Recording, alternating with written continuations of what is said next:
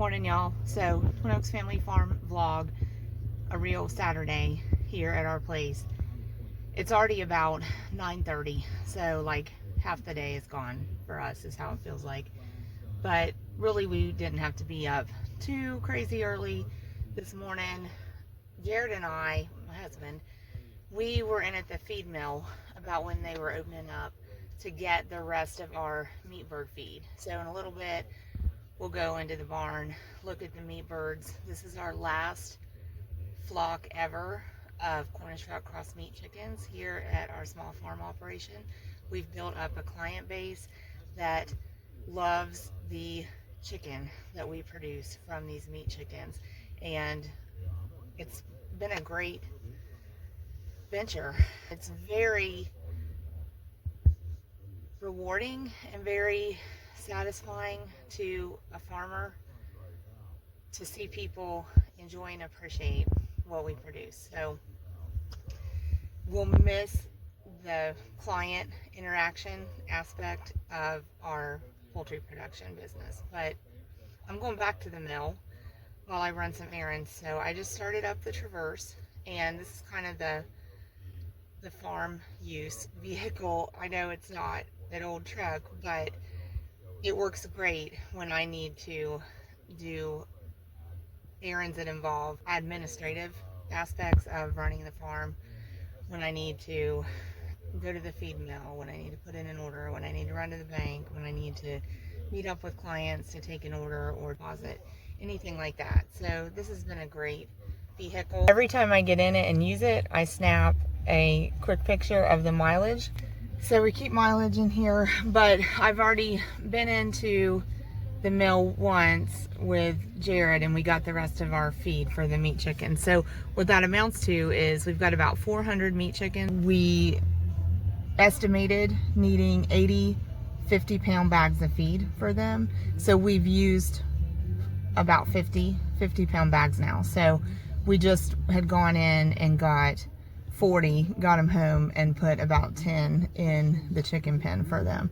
And we really only have a week from Monday left to raise this flock. But I'm going back to the feed mill. We need some bedding. So when we see the birds, we'll talk about why that's important. I've got to go to the bank. I'm also going to stop at the library. Let me show you something. I just finished reading this book, The Light on Horn Island. Well written. And I am going to look up this author and what other books I can check out from the library that she wrote. And this is an author that I would even consider getting these books on purchase and adding to our book collection. This was so good. Inspirational with kind of a historical bent in a fiction book. The Light on Horn Island is really good. So we're gonna roll. The phone's gonna be. I'm gonna take a break from that, but I'll take you through the day with me here on my Saturday. Saturday, I don't plan too much. The guys do. The guys are busy on Saturdays. Work at my husband's family's farm, Monarch Oak Farm. I don't plan a full day of work on Saturday. I plan a lot of work during the week, and then I don't work anymore. So on Saturday, in general. But you have to take care of livestock, you have to take care of production agriculture, you have to take care of client interaction. But I pace a lot slower on a Saturday than I do through the week. In this video, I want to tell you about something that I did this past week. It was a super challenge. Honestly, some of y'all will criticize me for. I'm okay with that, because I know a lot of times when I face criticism, I know a lot of times that criticism is coming from a place of love and concern. So I get it, but I'll share that with you during this video. So stay with me. God bless you. Thanks for hanging out with us at Twin Oaks Family Farm. We're the Twin Oaks fam of Southeast Ohio, USA. And we're just like you. We're just doing the best we can with what we have and trying to get from one day to the next and setting our sights on being with God forever in heaven at the end of the journey. Hang in there. I'll check back in with you. Okay, first stop I'm at is the library, and second stop I'm at is the bank. So be right back.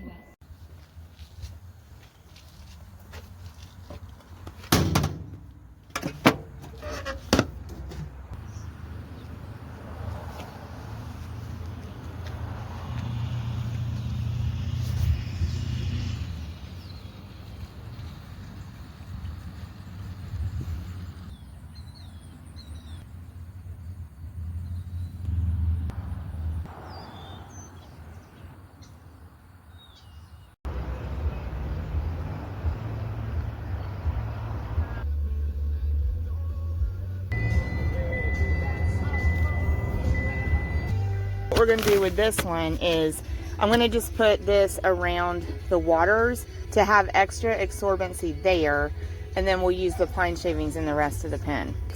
Hey, and here's a tip I really like. I keep reusable bags in the back of my SUV that I use for the farm errands. And I do this in my other vehicle too, that's more my daily driver for commuting to the off-farm job that I have. But wanted to show you these Norwex reusable bags, saying I choose to reuse. It's a good reminder, but also I sell Norwex. So you actually can go to my official Norwex webpage to browse and shop for great home cleaning items and hygiene items. Norwex is a great brand because Norwex strives to really reduce our exposure to toxic things in products that we use every day, and to ditch the toxins that are in so many household products and help us switch to something that is getting those toxins out of our daily routine. So we made it over here to the Meat Bird barn. Cornish Rock Cross meat chickens, they are in production for meat. They aren't egg chickens, they aren't pet chickens, they are meat chickens. We've got about, well, a week from Monday, and this is Saturday. This last week, we're wanting to see them really fill out. We're wanting to see them convert feed to meat. So we're keeping lots of feed in the pen to them. We have 15 of these large capacity metal feeders, hold about 40 pounds a piece. We can usually put about 10 bags in when they're totally empty and we fill them. Really, this flock is done well. We've put just really a handful of videos up on them. Fewer videos on this flock than we typically do. For us, I would say, kind of on an emotional level, this has been a challenging flock and kind of somber feeling flock for us to raise, partly because of this flock had a rough start, because we really had grave concern that it would impact their well-being and their ability to finish successfully in production agriculture, but also being our last flock of meat chickens that we'll raise. We will be getting fresh pine shavings down in here to get more bedding on the floor for them. When you raise meat birds, you get a high concentration of moisture on the floor around, especially the waters. You also see it at the feeders to some extent as compared to their resting areas, but around the waters it can get horrendous. So you have to keep fresh bedding down to these birds. I have to go back to town. I'm gonna get the hatch down on the vehicle. I need to go to the post office because my son said they could have work checks in there, and if so, I need to go ahead and take those to the bank for them. Their work hours oftentimes preclude them from getting to the bank. And I'll tell y'all, one thing that is the biggest blessing in our lives is that our household of 5, myself, my husband, our 3 sons, 18 to 22 years old, we are a close-knit, tight-knit household and supportive of one another. And if you're a household of multiple people, build that strength up. If you have the support of your household and you all are supporting each other, you can conquer anything you need to conquer as a household and persevere.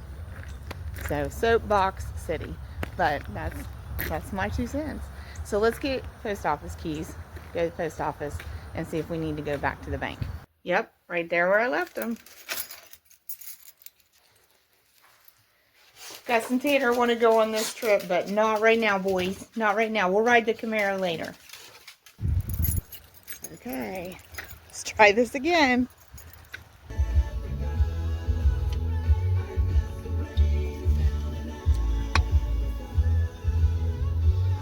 So in typical Melissa H fashion, the first time I came to town, I forgot the post office keys. Got those. So made the trip over to the post office, and as suspected, there was mail at the post office that needs to be processed at the bank. So I'm back to the bank for the second time on a Saturday morning. That's also typical. Check that off the list. Okay, I am driving, but I'm off the main road, so I thought I'd show y'all what I see when I am riding down the driveway. So this is Twin Oaks Family Farm, where we live here in Southeast Ohio, USA, and it's been a really peaceful, pleasant, and productive household and home place for 25 years. Where that little barn sits there, it used to be where we gardened for a long time. That barn went in about probably 4 years ago. So this is 2025. That barn probably went in about 21. And it was really designed for our meat chickens, but we're going to do something else with it now. And then we're going to check on the egg chickens. Got to change my shoes first. Put your keys away. Life tip. Have a designated place you put your keys and put them away. Every time you come in the house, you'll never lose them. You always know where to find them because they'll be at the key place. Alright, gonna take off the town shoes. Put on the chicken shoes so we can go check the chickens. Tanner and Gus want to go. You can't ride in the Camaro later if you go out and get muddy now. Nope. Sit. Stay. Gus. Stay. And did y'all see the chicken shoes actually have a chicken print on them? Good morning. I'm going to go check on Nugget. Oh, Nugget. Yes, ma'am. Can you jump down by yourself or not? That's a long way, actually, for you. What are you going to decide to do? She going to go for it? You want some help? You're all right. Let me, so I don't drop you. There we go. Come on, you want to go with me? Just follow the bucket. Come on, Nugget. You're a fun chicken. I don't know if Jared's going to let us keep you. Come on, Nugget. We're just taking a walk with Nugget now. Come on, Nugget. We're on Nugget's time. I'd like to just keep her, but Jared says take her to the processor when this flock goes. But she was a slow grower in a production agriculture flock for poultry. Come on, Nugget. And we tried to put Nugget in with the hens, our egg production hens, but they weren't very good to her. So we waited till about mid-morning here to get Nugget out because we've had really cool nights. So she was warm and comfortable in her overnight shelter. A meat bird and a vintage Camaro, there's a combination you don't see every day. Come on, Nugget. Come on, Nugget. And check it out. Good girl. Just takes patience to work with animals is all. Want to shout out to Steve and Deb, North Whittington Circle Farm. Thanks for supporting us, y'all. But also, Steve had a chicken similar to Nugget. Oh, Nugget, that's the wrong direction. We're not going back to the shed. But Steve had a chicken similar to Nugget that he called Big Boy. And sometimes when Cornish Shark Cross meat chickens don't grow uniformly with their flock, it doesn't seem worthwhile to butcher them when their flock is going to processing. So there are instances where we sometimes keep a Cornish Shark Cross meat chicken after its finished date. And that's what we did with Nug. They're actually very easy to keep. You get kind of to know. Here. So there's an easy way to catch a chicken. If y'all just saw that. Just gently press down on their back. When they sit down, they ain't running away from you. So, okay, so I'm going to pick Nugget up because I just actually need to get her over to her daytime enclosure. I don't need to walk around the yard right now. But you get to know their quirks and their preferences. And they tend to like the people that handle them and bring them food and work with them. Steve more or less had similar experience with Big Boy, but he kept Big Boy. Nugget here, I would like to let her just stay. Jared said the best thing to do is take her to the butcher when we take the last meat bird flock, so we'll see. He's usually right. Jared's usually right. I'm usually better off to listen to him. Show you, I picked her up. We're going to put her in her enclosure. She has plenty of feed. I'm going to need to refill the water. And we got these beautiful chickens. Oh, that's a telltale sign your hen is a layer. She's in an active season of laying. See the squat behavior as I approach? it's kind of a protective reaction from the hen. Isn't that cool? And that's consistent with, look how bright red that hen's comb is. Whoa, my hand's shaky. We've got 3 eggs there, that's great. So I do believe these barred rocks are laying every day. Somebody's not laying every day because we've got 18 hens and we only be getting 10 to 13 eggs a day on the good days, and some days we only be getting 6 to 8 eggs. So we don't need to be having a come to terms meeting. Oh, I don't need 18 chickens myself. Okay, by December 1 we need to select 12 to sell or rehome. I like them all, but somebody's bossy. I think it's her. Maybe. She might get rehomed, because I seriously think she is like, I am in charge of all y'all. I think that's what she thinks. I don't think she's in charge, but I think she thinks she's in charge. This is chocolate Orpington. Look how the water is working out. Nice. So that was just like a $5 bucket with a lid. And we had drilled holes in the sides of the bucket for these waters. Girl, don't even come attack the camera. I see what's going on in your chicken brain. That's good to see them drinking out of the water. See the water's working. And I really like that water setup. But you gotta check your waters every day, y'all, a couple times a day. Your hens have fresh water. That is something that will definitely cause you issues with egg production. If your hens do not get enough water, they are not going to do well making eggs. Nice little flock. We're back down here to the meat bird barn. We don't have bedding yet.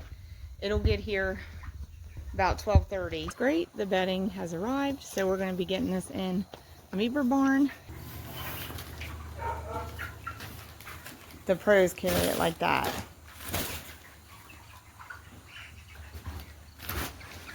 Okay, so quick look at the stuff. So this is the pelleted bedding, and this is the pine shaving. So it comes in a bale, but it fluffs right apart. They really love this. This is great. We got the entire floor covered for them. So, but Wade did an excellent job getting good coverage on this floor with the bedding that he used, and he got it home from the feed mill for us. So we're super appreciative. Want to say some thank yous right now. They don't necessarily play all the videos or hear them, but my husband Jared and our sons, young adults, Drew, Wade, and Owen, thank you guys. They do so much work, y'all. Middle of the day, finish the barn, refresh with the bedding for the meat birds, and got a shower after that because you're just dust after that. So got a shower, ready to go visit my mom for a late lunch, and I'm taking her some goodies. That's a little foil packet of peanut butter cookies that I made, and I'm taking her a few things off for her dog. She has a dog named Sadie. Blue Buffalo treats, as well as some Tropiclean dog cleaning wipes. Mom asked me if I had something I use on the dogs to help keep the tear staining off of their face, so we've used Angel Eyes. Those are wipes. We source that stuff from Chewy. So fixing to roll to see Nana J. So gonna go see her. The family is all into projects and work, so I'm gonna be off the phone here in a few moments, out at the end of the driveway, gonna put the phone away. But Drew got called to work on, I believe, soybean harvest at the farm he works for. Wade and Owen are working on a truck project at home, I believe, but they may go check in with Grandpa at the family farm, Monarch Oak Farm, and see what's going down there and if they can help there, because they were all working there this morning on putting some plywood up on the interior of a building. And my husband, Jared, Mr. Twin Oaks, he's working ground this afternoon. So that's what we're doing. So, hey, I'll check y'all later. Thanks for hanging out with me this Saturday. God bless y'all. Okay, back home. Things to do. Water plants. Check animals again. We're going to Vigil Mass tonight. And that'll pretty much be the day. Had a nice visit with Nana J. Wanted to show y'all, this was part of my lunch over there. Sweet potato fries, homemade marshmallow cream dip that they had with it. But I had that and a big salad, and the salad was plate size, dinner plate size, garden salad and sweet tea. Yum. Okay, but before we can do those other things, these two have been waiting to go for a ride in the Camaro. So we're going to take them for a ride and then do our other things. You want to go for a ride in the Camaro, Tanner? Are you ready? You going to go to the Camaro? Backseat boys. All right, they're ready to ride. Tanner, you ready to ride? Ready to roll? Gus, you ready to roll? Go to the back seat. Guys. So where are we going? I'm guys. Just going to fairgrounds? Yeah.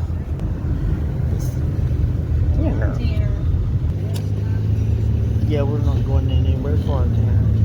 No, not really far. There's a little swimming field right now. Field. Different things, different years. Semi-per fair is Owen's office. Pretty cool. We'll drive on down. Maybe Owen will be recording the fairgrounds here. So this is basically Mr. Twin Oaks' office, off-farm. This is off-farm place. We're going to go down here to where the tractor pulling track is. It's a nice fairgrounds for Waterford Community Fair. Just taking the dogs on a ride. They knew. I told them we was going on a ride. Gus loves to go on rides. Tanner, not real sure about riding, honestly. But it's good to take him on shorter rides because then hopefully he gets a little more used to it. But so over here on our right is actually the animal barn, the livestock barn at the fair. Mm-hmm. You think my car can drive on the track? Can I drive across the track? I don't know. Would it hurt anything? I don't think it will. Probably shouldn't do that. No. So this barn on the right is where the hogs live at the Waterford Fair. Probably just turn around. You think I should just turn around? Oh, and Aaron on the side of caution. That's good. That's good. That's his truck driver brain helping us.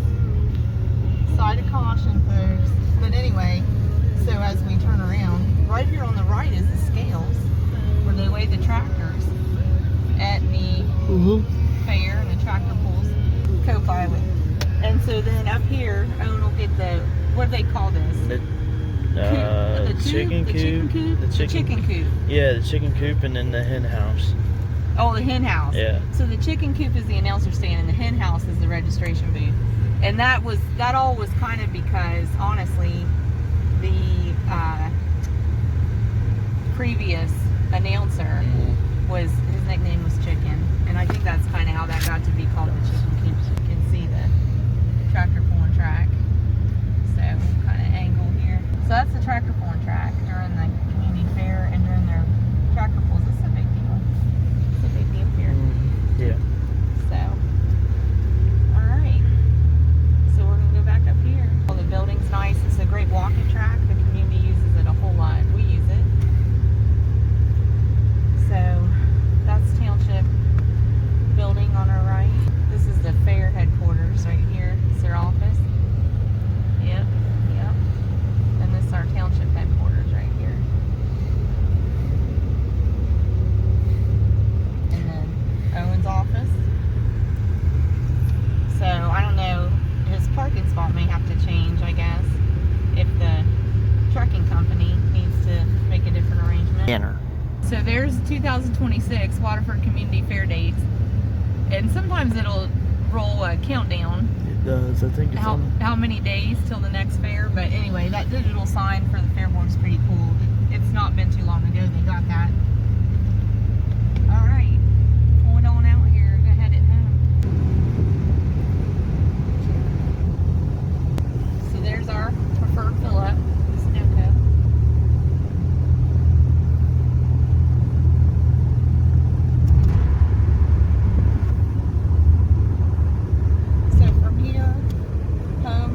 Right turn, a mile, and a left turn. Just decided he ain't a backseat dog.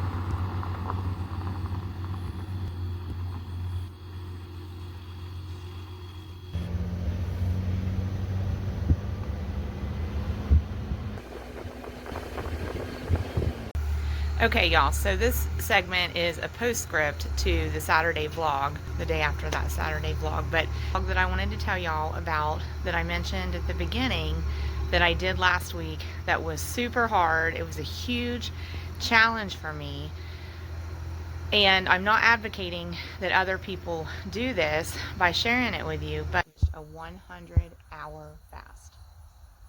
I was so proud of myself. I was so excited. It was hard. I'm going to tell you the really surprising thing is I never really felt hungry. If you're going 100 hours, what is 100 hours? 100 hours is 96 plus 4. 96 is 4 24s. 4 days and 4 hours is a 100-hour fast. I started the fast on Monday afternoon at 3:30, and I ended the fast on Friday evening at 7:30. I said when I started this, I'm not advocating anybody go out and attempt a 100-hour fast. The only way it's going to work is if you're confident you can tolerate it well. So I've done some intermittent fasting over the weekend here, but I've eaten over the weekend, going to eat again today. I am going to do a couple more 100-hour fasts at some point, and then I do want to get to a certain place in my body proportions, and then I really don't care to do 100-hour fasts too much after that. It's hard. It's hard. It takes a whole lot of grit and determination when your family's sitting around the table eating and you didn't eat for 3 days. It's not easy. It's not easy. But 100-hour fast, not saying go out and do it to you, but I am saying to you, don't be afraid to do the hard things. Don't be afraid to do the hard things. You got something in your life you want to accomplish and it seems hard. It's okay. It's okay. You're up for it. Do the hard things. You got this. You got this. So thanks for supporting us. Love to all y'all from Southeast Ohio, from Twin Oaks fam, and join us again. Hope we see you again here at the channel. God bless you. Leave us a comment. Let us know where you're watching from. Let us know what hard thing you're facing down, and we're going to be cheering you on toward it. God bless. Probably going to pick Nugget up and carry her. Come on, Nugget.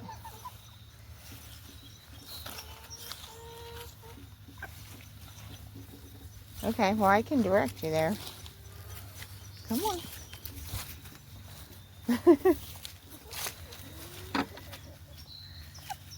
Come on. Follow the bucket. There you go. Come on. Got a girl.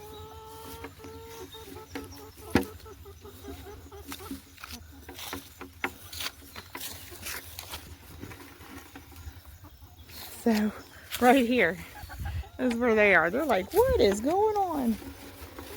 It's just sick and hurting. Just another day at Twin Oaks Family Farm.